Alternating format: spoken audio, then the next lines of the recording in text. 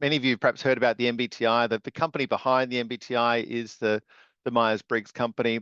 We're very much a mission-driven organization, and you can see it on the screen there. We inspire, well, we hope to inspire people to lead more successful and fulfilling lives.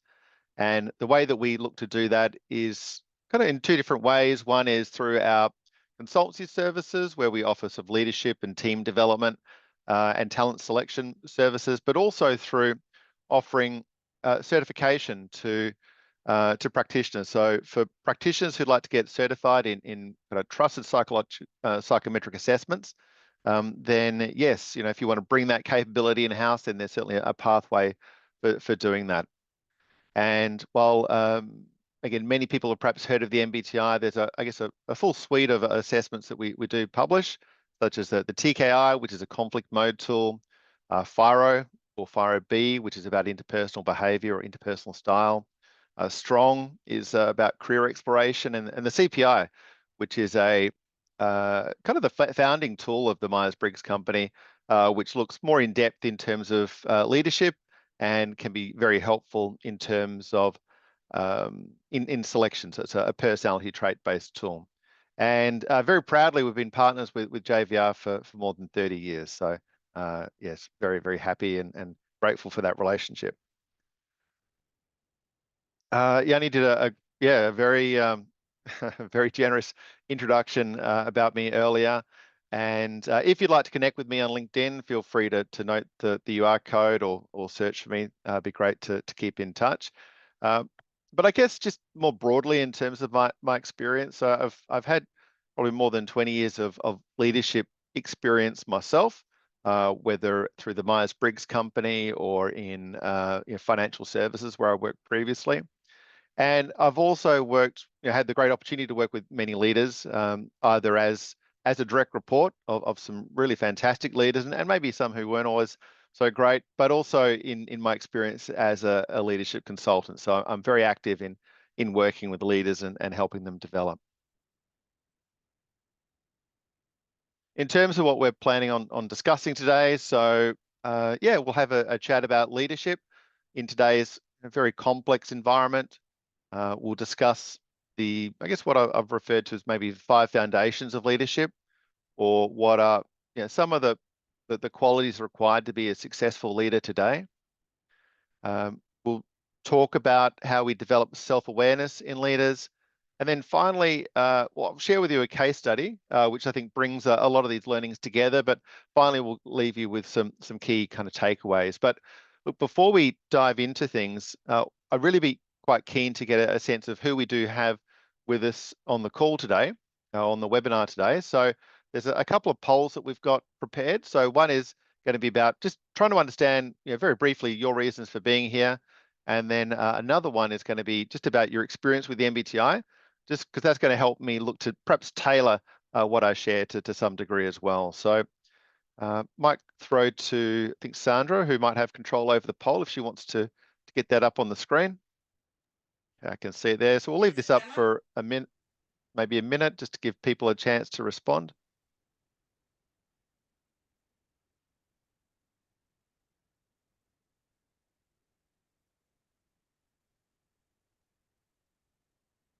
Okay, so what's your primary reason for attending this session? It might be multiple reasons, but yeah, what's the primary reason? Is it self-development? Is it about using assessments in leadership coaching or team development? Or maybe there's some other curious reason that you're with us here today. 77% completed in just a few more seconds for anyone that still wants to respond.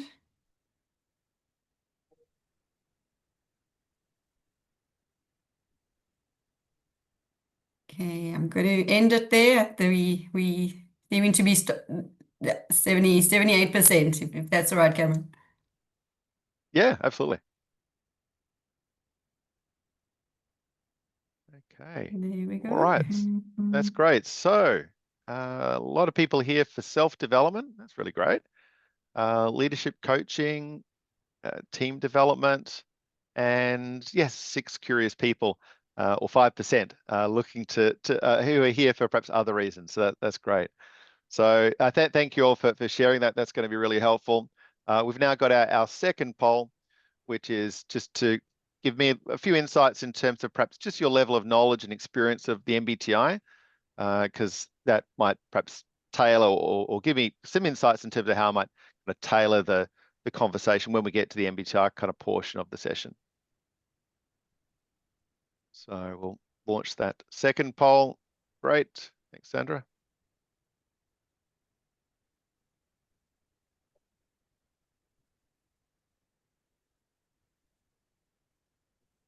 Cameron, while we wait for others to complete the second poll, I did see one or two individuals actually commenting in the chat as well as to where they make use of the MBTI or why the purpose of attending. And it's also for career development, for example, and succession planning. And so you're more than welcome. For the rest of the participants, if you want to add to the chat some other purposes of why you're joining and also your needs, where you make use of it, you're welcome to go beyond the poll structure and add it to the chat if you would like. Great. Okay, thanks, Yanni. And Sandra, how are we tracking in terms of completion of this second poll? 76%. Oh, okay. There we go. And yeah, we seeming to 76. Yeah, I think everyone's responded that they want to. Excellent. All right. So, okay. Oh, this is a good mix.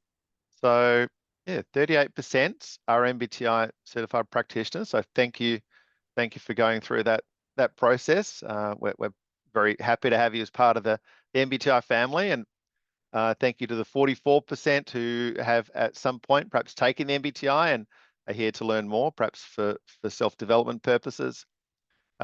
21% who are new to the MBTI and curious to learn more. So you are very welcome.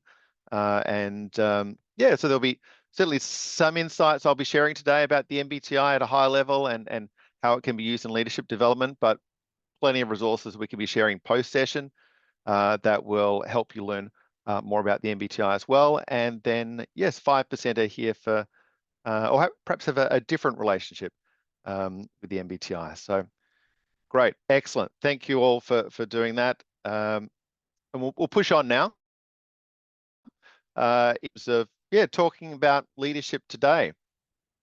So I think before we kind of dive too far into talking about the nature of leadership in this sort of age of complexity, I think it's probably pretty helpful to ensure that we're all on the same page of what we mean by a leader. And I say this because often the term of leader and manager can be used a little bit interchangeably, but there certainly are some important distinctions. So if we think about the role of a manager, managers, focus much more on process and systems, very focused on task completion, managing teams, managing others towards the achievement of goals on behalf of the organization. Whereas leaders inspire through vision, they can often be encouraged to kind of encourage creativity within their team or across the organization and perhaps innovation as well. And leaders are really asked to embrace change and to guide organizations through these periods of uncertainty. So look, both the roles of a leader and manager are really essential today, but I think it's fair to say that leadership has become even more important in this complex world that we currently find ourselves in. So when we think about the role of a leader, we really need to start to think about, or we need to consider the environment in which leaders are operating. And if we think about the working environment that leaders find themselves working in, the current work environment is certainly very uncertain. It's very complex. We find ourselves in this world that's characterized by a lot of change. There's a lot of technological advancements such as AI. And this year in particular, I mean, it's always the case, but this year in particular, I think it's fair to say that there's the shifting political forces are seeing great shifts in some of the the economic experiences that we're all facing as well. And there is perhaps a period of economic uncertainty that a lot of leaders find themselves in today too. So, in this uncertain and complex world, I think it's fair to say that a leader's pathway to being effective is also increasingly uncertain and complex. So how do we help leaders? What are the qualities that are required of leaders to be successful in this increasingly uncertain time? And last October, I was asked by Fast Company to write an article on this topic. And it saw me spending some time reviewing the literature. I think when you search for leadership in Google Scholar, there are about 5 million different articles or references that come up. And I can't claim to have read every single one of those, but I did have a good review of the literature. I also reflected on some of my own experience in working with leaders today. And through this, I kind of came up with 5 key areas of leadership that I wrote in this article. And there's many aspects to being a key leader, but what I wanted to focus on was not the kind of the higher order leadership competencies, but I really wanted to kind of get down to what might be some of the deeper psychological foundations that really enable leaders to succeed in today's complex world. And you might ask, well, why did I settle on 5? Well, for one, I have an intuitive personality. So I'm an ENTJ, my MBTI personality preferences. So I have a tendency to chunk up a little bit. So that was quite easy to do. But also 5 seemed like a fairly elegant number. And also in my experience in developing leaders, I think we can only really focus on sort of 2 to 3 competencies at any one time to kind of create meaningful growth. So yeah, 5 seemed like a good number to kind of start with. And the first foundation that I mentioned in the article was about integrity. Integrity is about being honest. It's about being transparent. It's about being authentic in our interactions. And it's a really important foundation in building trust in those who we lead. And I think a lot of us perhaps know that trust is really a key foundation for building high-performing teams. Leaders today, really need to create environments, especially in this, again, really uncertain word. I've said uncertain a lot now, but it is a complex and uncertain time we find ourselves operating in. But leaders do need to kind of really focus on creating these environments where people can feel safe. They feel okay to speak up, to take risks. And if they can create this safe space for people to operate in, then what they're going to end up with are teams that are more engaged, they're going to be more committed, and that will then lead to greater team success and greater organizational success. The second quality that I identified was to do with influence. So great leaders don't work in isolation. They really do have effective networks. And what they do is they're able to leverage these relationships, these networks, to drive progress. And I think leaders need to have strong communication skills. They need to be able to articulate a clear vision and through that kind of inspire their teams. And also, I think as part of communication and influence, leaders need to be able to remove obstacles, for the success of their teams. So, that can involve leaders, finding ways to kind of gather the resources to better position their teams for success, and also to help motivate their teams towards the attainment of their goals. But having strong influencing and communication skills, it's not about being a skilled speaker or having a strong social presence. It's really about having the ability and flexibility to kind of adapt how they communicate, adapt how they influence to meet the psychological needs of the audience in which they're working with. So they do need to have that flexibility in their communication style to be able to meet the communication needs and psychological needs of, again, very different people, very diverse group of people. Agility is the third foundation. So innovation is a very popular term, and it's often seen as a key to growth. But look, I think having an agile mind is something which sort of underpins this. And leaders really need to have the courage not only to embrace change, but to I think, drive the right change. And agility requires an openness and to learning, and the ability to pivot when necessary.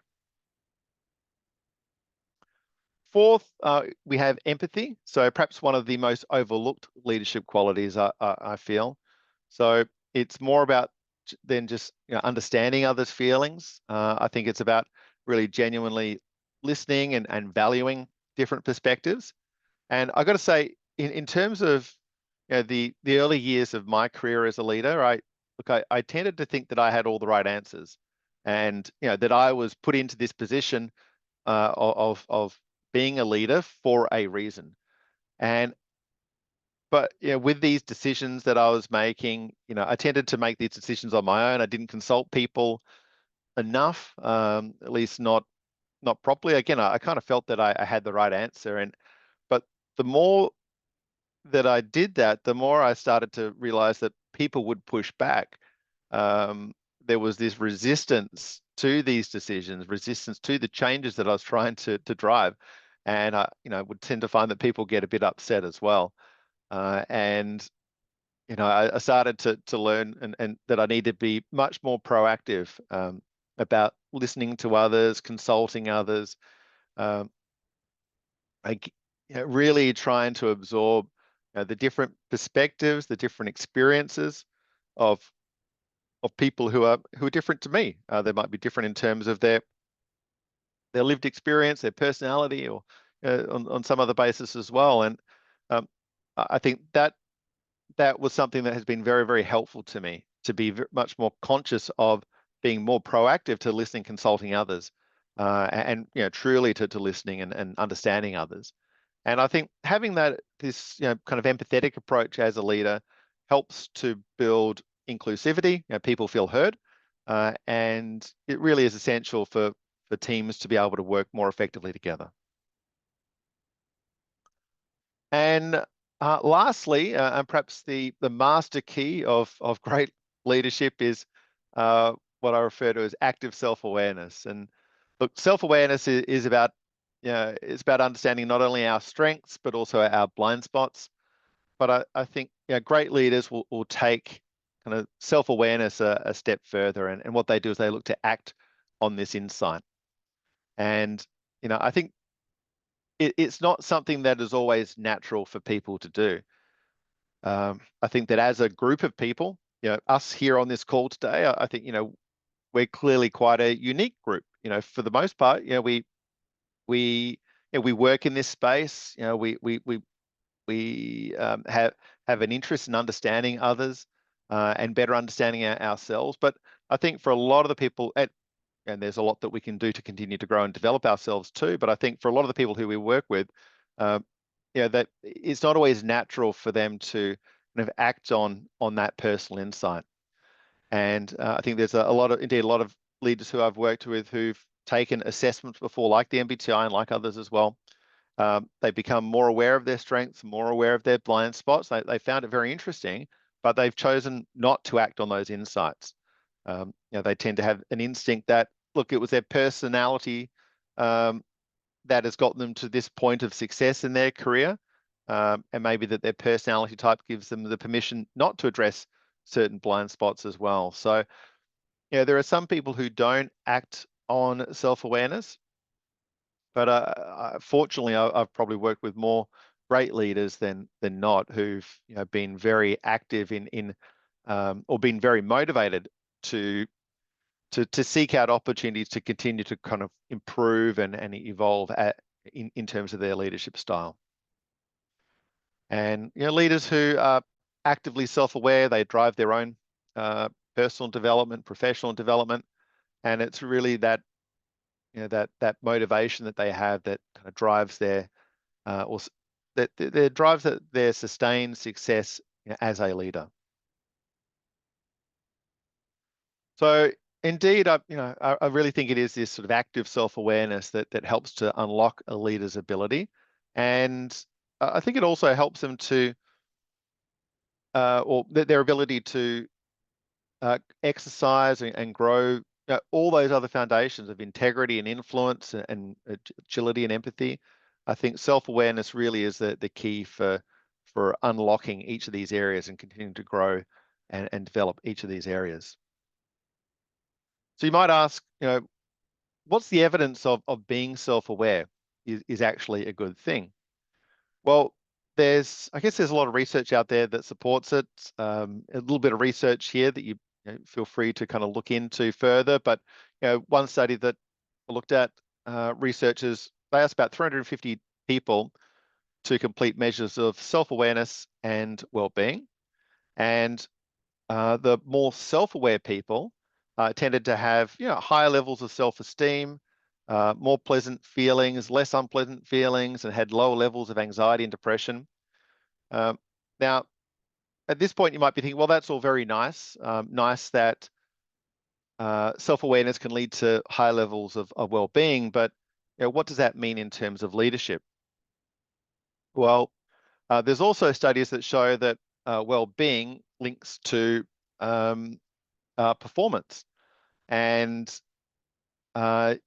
multiple studies here across different sectors, such as looking at university staff, customer service managers, government workers, are all seeing links between high levels of well-being and performance in the workplace. But also there's some direct research that shows clear links between self-awareness and performance as a leader as well. And most of these studies here are looking at kind of leader ratings by their direct reports in terms of an assessment of their performance. So there is research out there that is helpful in us kind of really understanding just the value that self-awareness plays in driving leadership and leadership performance. So how do we go about developing self-awareness in leaders? And really look in anyone. And here I might ask you to perhaps share in the chat, if you don't mind, and Yanni, I might ask for your assistance here as well. But what are some of the things that you have done to become more self-aware? So if you wouldn't mind kind of sharing in the chat, what are some of the things that you have done to become more self-aware?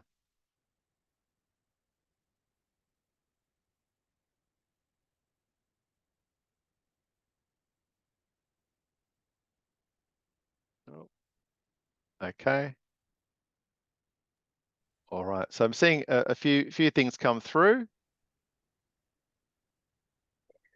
So there's quite a number of comments. I'm assuming you can see the same as what I can see. Hey, Cameron? Meaning Yeah, it's I've jumped over to the chat now. So wow, it's clear coming and through clean. thick and fast. Yes. Yeah.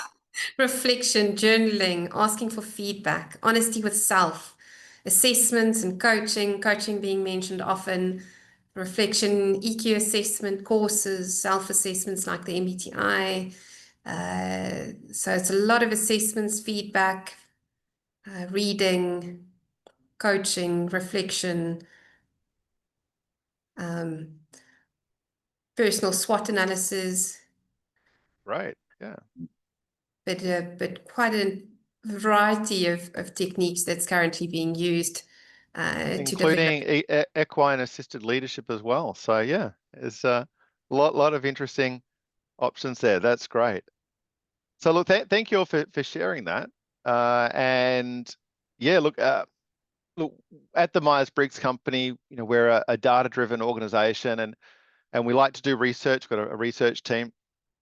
So we asked 1,000 people this question just to see how do they go about developing their self-awareness. And look, a lot of the categories here, very much align with what you've all shared as well.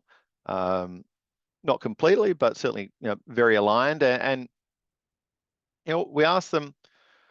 Well, I guess we broke the results up into kind of two broad areas. So one is about different ways of receiving feedback.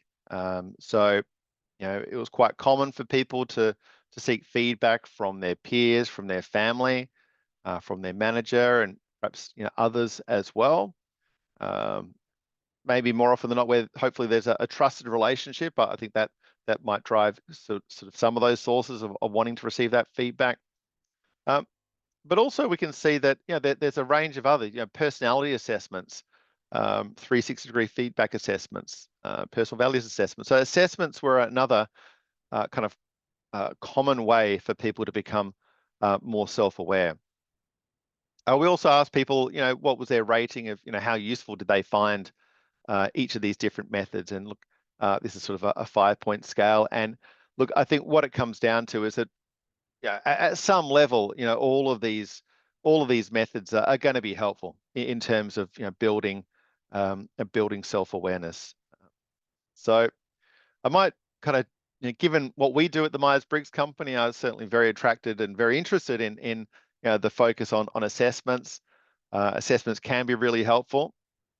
And I'm sure that a lot out there have taken assessments and perhaps indeed might be qualified to use assessments. I think some of the real benefits of assessments is that they're objective, they're quick.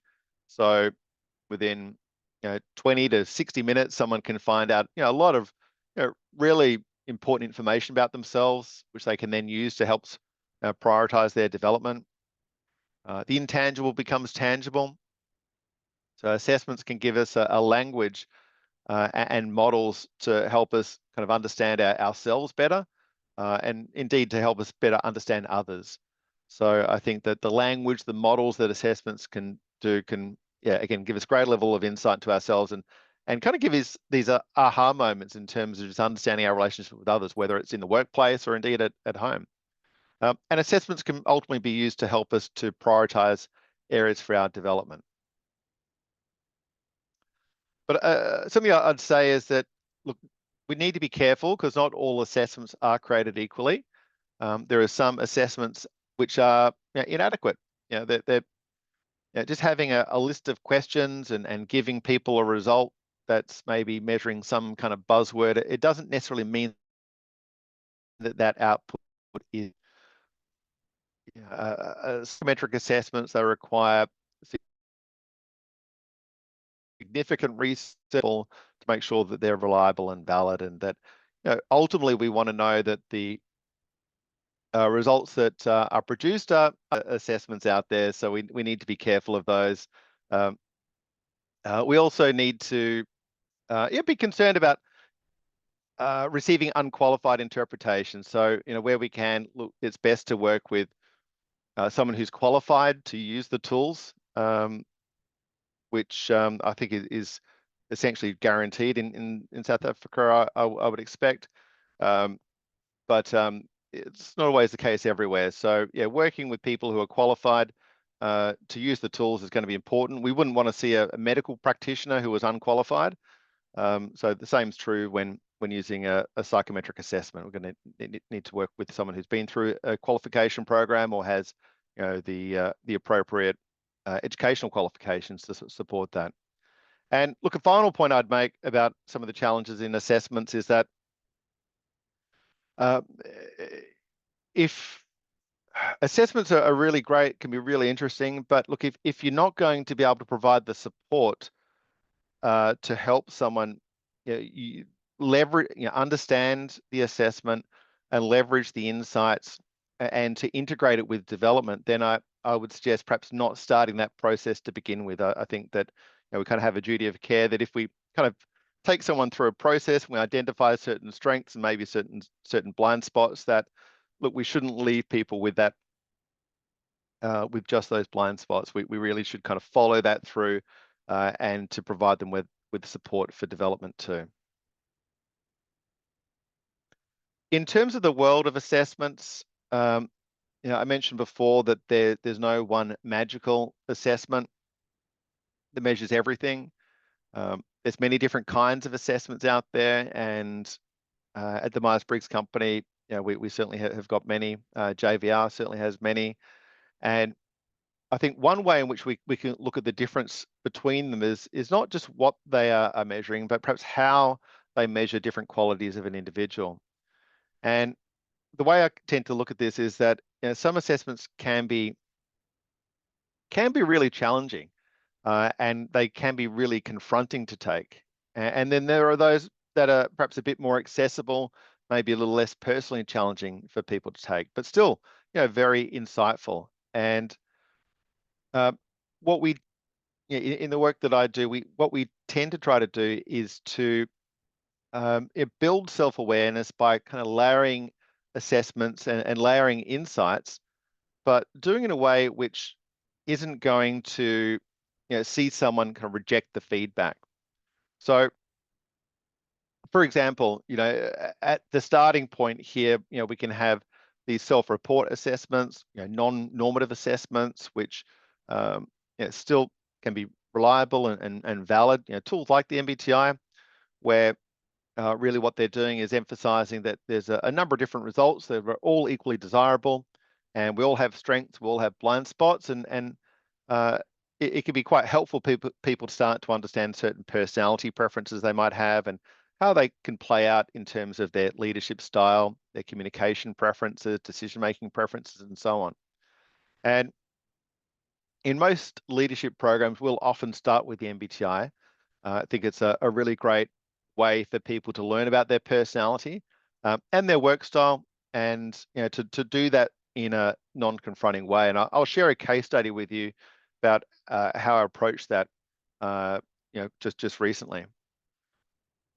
What we might then do as a next step is layer on or layer in a normative assessment.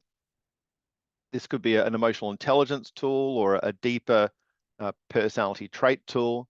But this is really where we're measuring people along a continuum. And it's a scale where they can see that their results might be high or they might be low compared to a benchmark group or a norm.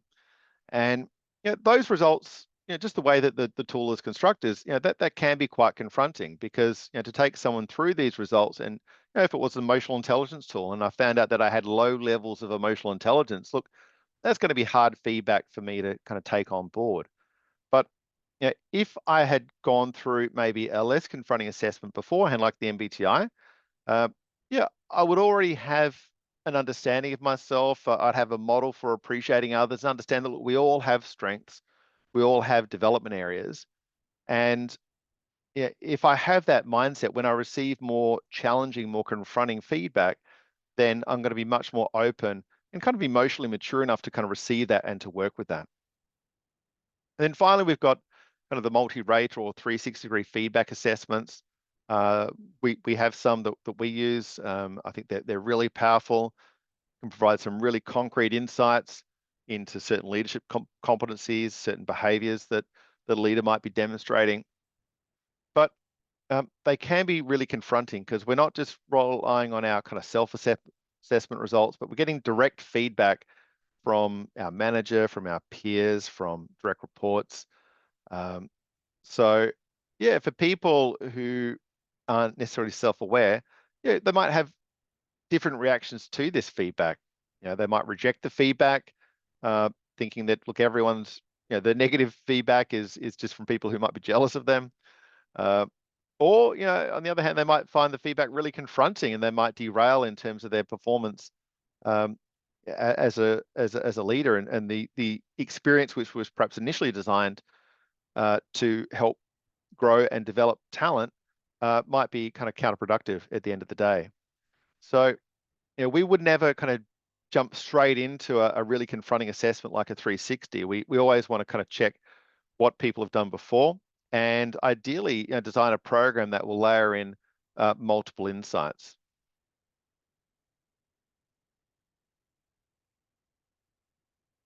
And while developing self-awareness is critical in leadership development, I think the key point I'd like to leave you with also today is that leadership, it is a continuous journey of learning and growth. And I work with the Center for Creative Leadership, and they're a leading provider of leadership research and leadership development programs. And quite simply, they see that developing leaders to have results can have really consists of three key elements.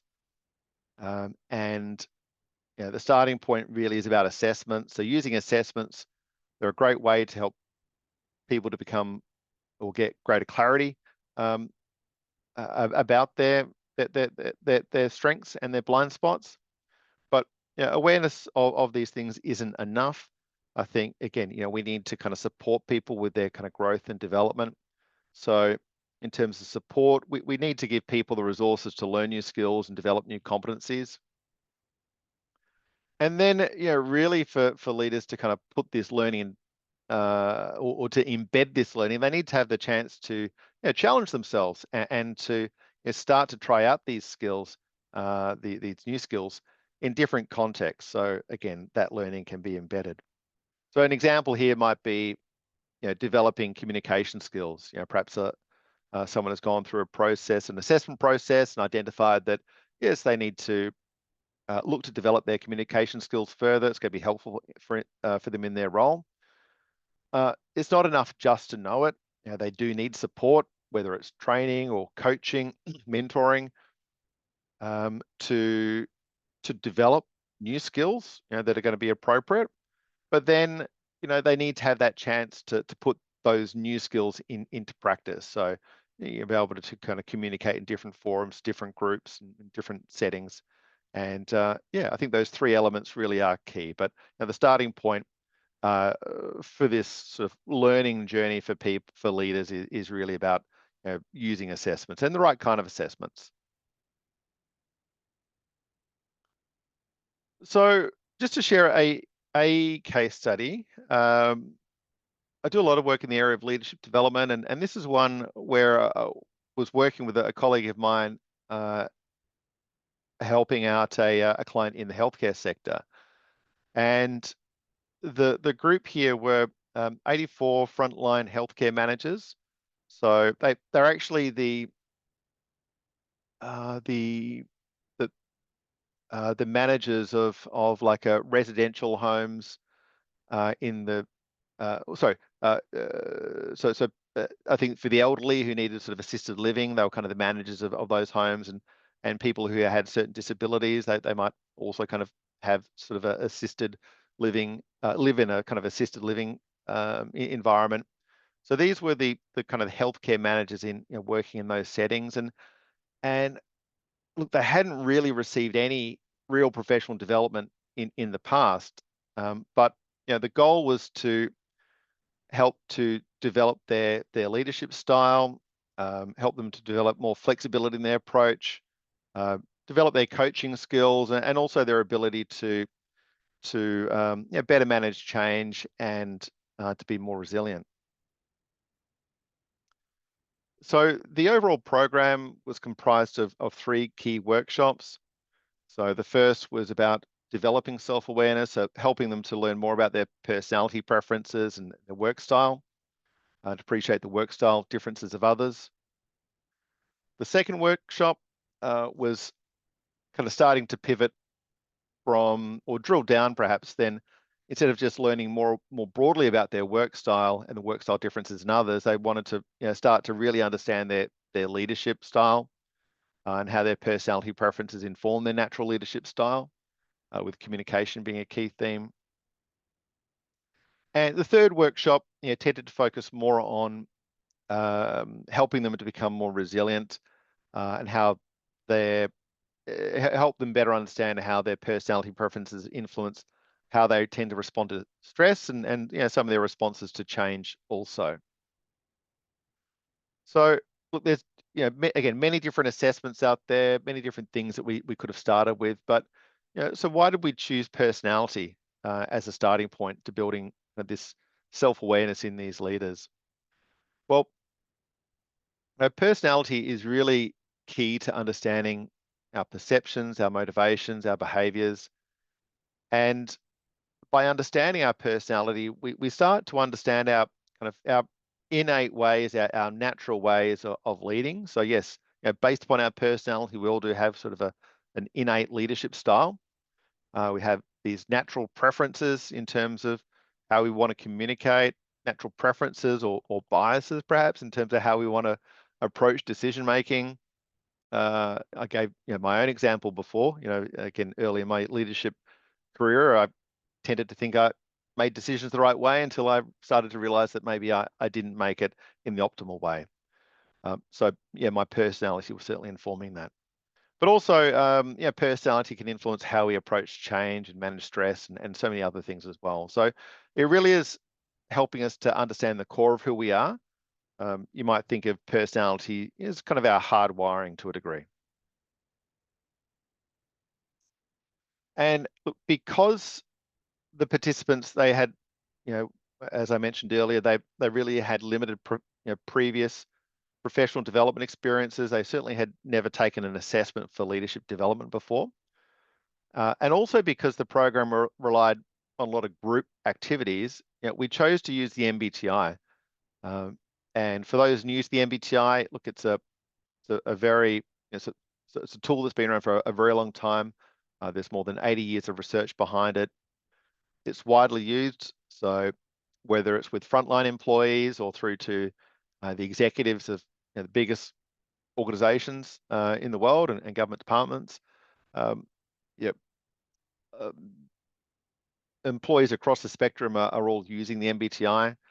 It has a wide range of applications, so we can use it to tap into leadership and communication preferences, decision making, all the things that were goals for this particular project. The MBTI was going to be relevant for. But I think the real strength for me about the MBTI is that what it does is it helps us. It gives people a common language to understand themselves and others. It gives people a fairly neat model that's built around 4 aspects of personality, really. And we're not asking leaders to sort of memorize 20 to 30 different personality traits. That it can be really insightful to get that insight about ourselves, but that's hard to kind of put that into practice and use that as a way to help us understand others. So the MBTI, it doesn't measure everything, but it really focuses on things like communication, the information we tune into, our decision-making preferences, how we approach kind of change and time. And these are all things that are very relevant for us in the workplace. So, and if people can be equipped with just insights in these 4 areas, and they're going to be a lot better off. And look, that we're very conscious about the resources that we use for the program. It's not enough, I think, for people to kind of go through a workshop and to expect that they're going to memorize or really just finding out their results really isn't enough. We need to give people the materials, the resources to be able to reflect on their results and to kind of understand what they can do with them post-session. And the resources we gave people included the personal impact report, which Yanni mentioned at the start. We're happy for people who know their type to get access to that report for those who have registered for this program or attended this session today.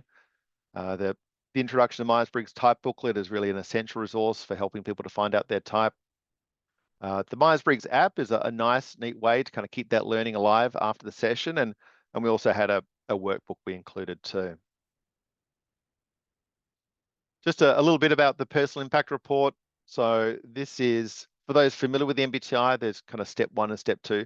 This is a step 1 level report, but it's our most comprehensive report. And on the right, you can see there, look, in terms of the developmental content included within this report, we get insights in terms of our work style, how we communicate, how we approach, or how we're kind of wired to work in teams, how we approach decision-making, leadership, conflict, stress, and change, and so on. So it really is, there's a lot in there. There was a lot in this that was going to be helpful for us with this particular client. But in terms of using the report, you might be using this report in kind of a coaching context, and what it's going to do with you for you is have all these different applications, different areas you can keep coming back to with your coaching clients, and it's all there in the one report. And it's just again, they can leverage the insights about their personality type and start to see how it plays out in each of these application areas. Conscious of time, just a couple of final things that I'll share before we kind of allow some time for questions as well. In terms of how we use the MBTI in developing leaders specifically, so some of the activities that we'll do will include getting people to kind of, once they understand their personality type, they start to reflect on how their personality preferences kind of play out in leadership. So as an extrovert, what are the strengths of being an extroverted leader? What are some of the blind spots, though, of being an extroverted leader? And likewise for introverts, what's the strengths of being an introverted leader? And what are the blind spots of being an introverted leader? And to do this as part of a group can be really powerful. For extroverts to see the strengths of introverts, for introverts to see the strengths of extroverts, but they can really learn from each other. And you can then play this through in terms of each of the other preference pairs: sensing and intuition, thinking, feeling, judging, perceiving. There's each of those preferences have a role in terms of leadership. You can also do an activity around whole type in leadership. And there's, so yeah, as an ENTJ, I would perhaps be grouped with other ENTJs, and we would perhaps develop, prepare a poster where we start to kind of look at what are some of the contributions we make in terms of our type in leadership, things we might overdo, things we need to be conscious of there, things we might overlook, things we need to be our best, and things that others do that might annoy us. And it can be fun to come up with a motto too that describes the personality types in leadership. And where you can end up with this activity is having maybe 16 types, maybe 8 types around the room, broken into groups, and people are kind of sharing just the different strengths and challenges according to different personality types in leadership. And Yanni, I'm not sure, I imagine you might have access to this, but the MBTI playbook is just something which kind of comes to mind. If you don't, I'll get that to you. It's a free resource, and it does provide an overview of, I think, this activity. So for any MBTI practitioner, yeah, so it's a good one. It's got other activities in there for communication, decision-making, but yeah, a great resource for MBTI practitioners that you could help build out your insights in terms of how to run this activity. All right, so just in wrapping up, some of the key points today really were around, yeah, leadership requires balancing the kind of human and technological elements. And really, I think the point I tried to underline is that leaders are operating in this very complex, uncertain time. We need to be conscious of that, and really trying to support leaders in terms of their development. To succeed, I think if we can focus on some of these underlying or deeper psychological foundations, such as integrity, influence, agility, empathy, and that kind of active self-awareness, they're going to be great starting points for leaders. And that, yeah, leadership's a continuous journey, and assessments are a great starting point. But if we take leaders on this journey of growth, we do need to support them with their development as well. So with that, yeah, I might throw back to you, Yanni. Wonderful. Sorry for the, yeah, a bit rushed at the end there, but hopefully we got it all. We got it all covered. Not at all. We've got 4 minutes to go, and you've managed your time absolutely perfectly.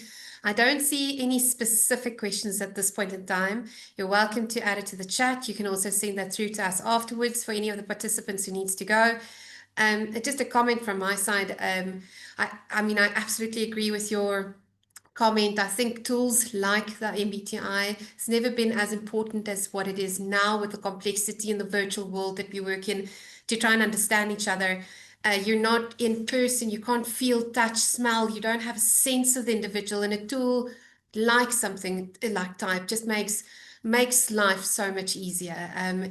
Just 2 comments in terms of yes, the Center of Creative Leadership, that model, so simple but very impactful. I think powerful in the sense that we often think of assessments and feedback as the start of change, but if there's no support and no additional challenges, so that there's actually commitments made, motivation behind it, it's not going to go anywhere.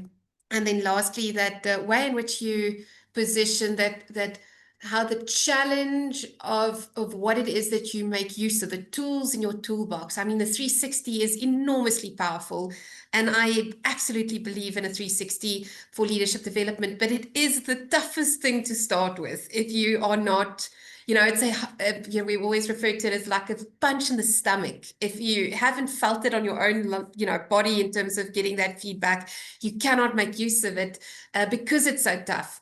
So I absolutely, I like the way how you position it in terms of the progress that you can move towards. So it's not the one or the other, or not the one excluding the other. It's just a process. Great. Thanks, Yanni. No, so that's I don't see any specific other questions that comes up. And I do. Sorry, I can see over in the Q&A, I think a couple of questions have come through. Apologies. Or at least one. So, yeah. There's a lot of different options. Yes, so there's definitely, Liesel is asking for your article. So if we can definitely see if we can find that, and we'll send that through. How does culture play into how a person would score on the test? Sharina asked that. Cameron, your opinion. Great question. And yeah, look, if we're talking specifically about the MBTI, it's the questionnaire and also the process for delivering the MBTI is really designed in a way to kind of remove culture as a factor, but we need to be aware of it when we debrief it. So what we try to get people to do is to tap into their natural preferences, outside of the roles that they play. So trying to exclude the influence of culture, work, or family influences on how they've learned to behave. So culture can have a role in kind of informing how we behave. But what we want people to do is to try to tap into their natural selves, that kind of more innate nature. So we do our best to give people that mindset before taking the assessment. So giving people a briefing or giving people instructions that kind of address that. So when they take the assessment, hopefully they are tapping into their natural mindset and their natural preferences. But then again, a lot of it comes down to the skill of working with that qualified practitioner who can help the person tease out, if the person is unable to really, truly kind of pull out some of those cultural elements, then, from how they've responded, then the practitioner should hopefully be able to kind of take someone through to understand, okay, what is true to your natural self versus what might be an influence or being influenced through their through the influence of culture. And I've got to say, the step 2 assessment for the MBTI can, when we start to get into the kind of the underlying facets, I think that can be quite helpful for someone to start to kind of realize what is more innate for me versus what might be influenced through the environment in which I've grown up in. And one example I have around that is working in the Philippines. The Philippines culturally, feeling, relationships, support, care for others, that's something which is really, truly valued a lot in the Philippines. But there are a lot of natural thinking types out there that would mistakenly identify as a feeling type because of that cultural influence. But as they kind of got into their results, they could start to see that, okay, no, the questionnaire is showing them that they are a thinking type, but they have some out of preference results on feeling, which perhaps have been developed through different cultural experiences. So step 2 can give us some insights there too. But again, a lot of it is around the skill of the practitioner and helping the individual to identify their correct results. Yeah, I absolutely agree with you. So never to be able to remove culture from any assessment or process, but to some extent it is designed to try and capture that true sense of who that person is. So Cameron, I do think that we're 2 minutes over time. I know that there's a number of people that needed to drop off. Just for those of you who are still on, remember, we'll send through an email that will have your quiz that you need to complete to actually access your CPD point. You will receive that 15% certification on the next MBTI certification program. And there's the personal impact report. It's a small form that you need to complete just with your current type for us to be able to send that through to you. There's going to be a white paper that Cameron also made reference to in his presentation, and we'll make sure that we get, Cameron, with maybe your help, the article that you wrote, because I absolutely agree those 5 principles is really valuable for us to be able to share that with our clients as well. So I think on that note, Cameron, thank you again. And now you can go to bed because it's been a long day. Great. No, And we thank you. It's really been appreciate your time. really, really appreciate the opportunity to yeah, have a chat to you all. So yeah, please keep in touch, and yeah, thank you all for the opportunity to catch up today. Wonderful. Thank you so much. Thank you, everybody. Have a All right. lovely day. Talk to you soon. Bye. Cheers. Bye bye.